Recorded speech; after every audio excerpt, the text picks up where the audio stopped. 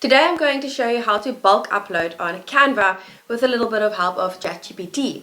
My name is Liz Feezy and I'm here to make life simple and not complicate anything when it doesn't have to be. So I'm starting a business with my husband and I'm using that as an example. And I went to ChatGPT. We're aiming our brand at the typical dad. So I'm thinking of something along the line of dad jokes or dad puns, and then something that's also inspirational. So I asked ChatGPT to give me 15 dad puns for Instagram. And here you can see these are the 15 that it gave me. And then I said, okay, well now I want 15 inspirational posts. And it gave me that list as well.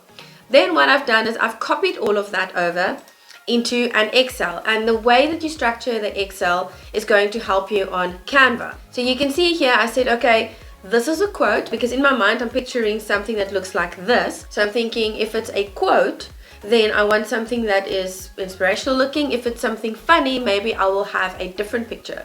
And what I've done, but you can also do, before you start dumping everything, there's something that you need to think about. So I'm having 15 quotes, 15 jokes, but I don't like the fact that all the pictures will look the same. And so what Canva does is it takes your text, you link each column in your Excel to a certain text on the Canva template. And when you say connect or generate, it just throws in all of your text into the connected headings or subheadings or subtitles that you connected. And it automatically creates a new post for every text. So I will be having 15 of these pictures with a different quote in each picture. And I'll be having 15 of these with a joke in each picture.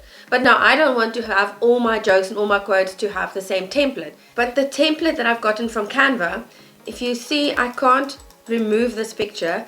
It is attached as the background, which means I have to detach it, delete it, and if I want a new picture, I need to go to photo, or I need to go to pixels, and I need to put in a new picture and say replace the background.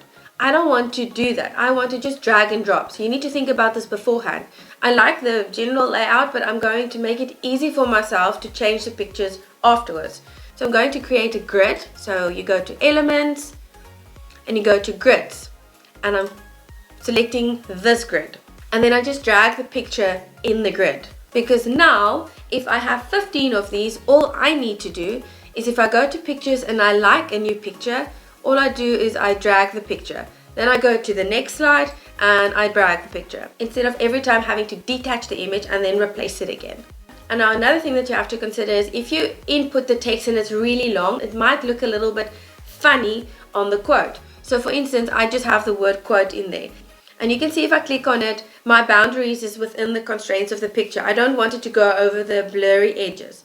But what if my text becomes too long and it falls off the page? So before you start, go back to your Excel and go find the longest text that you have. You can double click there and you can see this is the longest one that I have. So I'm going to copy that one over. I'm going to input it in my quote area to see that it doesn't go over the page. Now you can see it's already going a little bit over where I have a hashtag area, which means I'm going to move it up a little bit, and now I know whatever else is going in there will be less, so I won't be going over the border that I want to avoid. And now I'm going to go to a hashtag. Now you can see, but I actually wanted more in the middle of the page. So once I'm happy with it, I'm changing it back to say this is my hashtag and this is my quote. I'm going to be doing the same for the jokes. And make sure that if you save your Excel, it must save as a CSV file, not an XLX or any other file. You can see save as, and in this second drop down list, you will go and you will find CSV, whatever. There's always a ton of options on the Mac, on Windows, doesn't matter where you go, look for .csv. Okay, so now I upload my CSV file. You can see there it is. And now you need to connect where you want your text to be placed. Every column in the Excel will link to a different element on Canva. So I know I want the quotes to come from the quote column. So I will click on it and say connect data. And then you can see, because I labeled my columns appropriately. Let's go back for a second here. You can see there I labeled it quote, hashtag 1, joke, hashtag 2.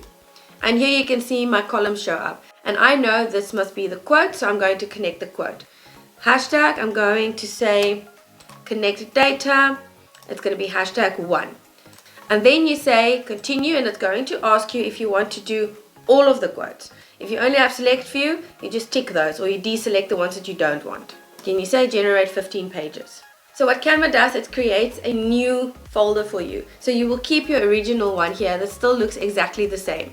But it will create a new one, and just in the top you will be able to see it says bulk 1, which means you have bulk uploaded. And there you can see the quote, being a dad isn't about being perfect, it's about showing up, being present and letting love lead the way. And the next one will be a joke. So you already see I've got 15 of each, and this is now where you can start replacing the pictures. So now you can see why I'm saying it's easier, if you go back to photos, to set up your frame. Otherwise, for every picture, like there I've got 2 in a picture, for every picture I will have to replace it. So I want to replace a coffee mug here. Perfect. But now you can see the white of the text disappears a little bit. So perhaps I want an overlay over the coffee mug. And I also want the blurriness to be the coffee mug scene. So if I'm going over the back and I replace it, I lose my blur. So then I go back, I edit the photo, I say blur, and then you can change the intensity. Perhaps I want to change it, say, to 70. If I want to put an overlay over, I go to elements, I select a shape that makes sense, I put it right over the picture. Overlays can be any color, but it's normally you start with black and you just make it transparent. So I'm going to make it black, I'm going to transparent, and you see now the moment that I make it a little bit darker, now the text starts standing out. Do I have to do that for every picture? Yes and no. There's a very easy way to do it. So let's say I'm adding another picture in here. Say this one. There's my picture, there's my background. You can copy the style from another picture and you just paste it in this one. So here on the big one where it's blurred, I can say copy style, and you can see there's a little paintbrush, a little roller, and wherever I click it's going to apply the same style. So I already have my blur. Now I also want the overlay. So I'm going to go back, I'm going to copy my overlay, and I go to this page, I'm going to paste it, but it will go on top of everything. So you want to make sure that your text can still stand out. So you go back to position and you say backward, and immediately you can see the white pops out. And if you repeat that for the rest of the 15 pictures, it's a little bit of extra work, but it's still a lot easier than having to restyle every single one and blur every single picture from scratch. If you say back, it's going to go to the back of all the elements. If you say backward, it's going backward layer by layer. So make sure you just select backward. And the same goes with the jokes. If you feel that you have a different picture for the jokes, say for instance, I want to have that picture, but I want this to stand out a little bit more, you can play around with the transparency, and there you go, and you can actually still see. But you see how easy it is to now have all these funny dads laughing everywhere.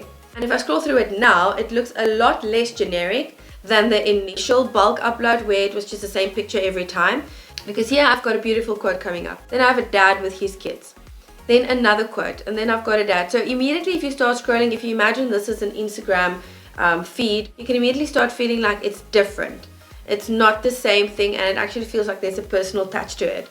I must add though, I have gone through all of these suggestions from ChatGPT, and I made tweaks here and there where I felt like I wanted to make it more authentic to something that I would say or something that I believe in.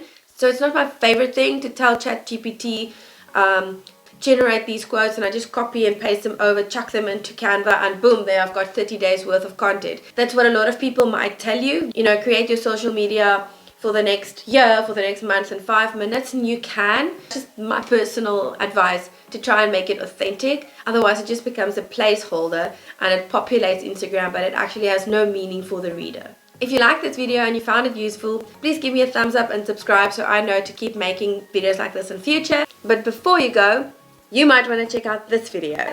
Again, thanks for watching. I'll see you in the next video.